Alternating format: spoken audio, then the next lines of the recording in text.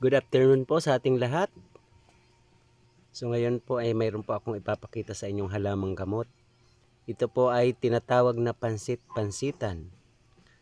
Gamot po ito sa hindi normal ang pag-ihi. Kung kunti lang umihi, ito lang po ang lagain at inumin. So ito po ay mabisa, napatunayan ko na po ito. Kasi nakaramdam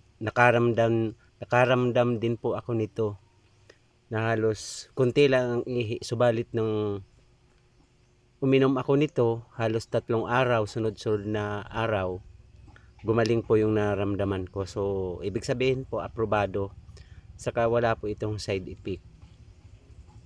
Madali po itong hanapin, marami po nitong tumutubo sa mga pasulang. Dito po sa amin nagkalat ito. Napatunayan na rin po ito ng aking bayaw. Siya po ay halos hindi na makalakad, yung kanyang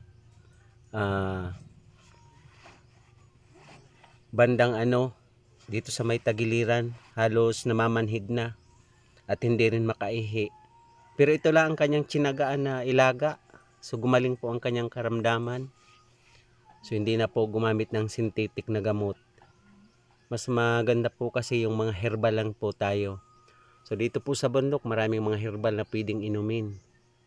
Kaya isa po ito sa napatunayan ko ng aprobado. Kung mayroon po kayong hindi normal na pag-ihi o di kaya may UTI, ito po ang inyong subukan. So magaling po talaga ito. So God bless po.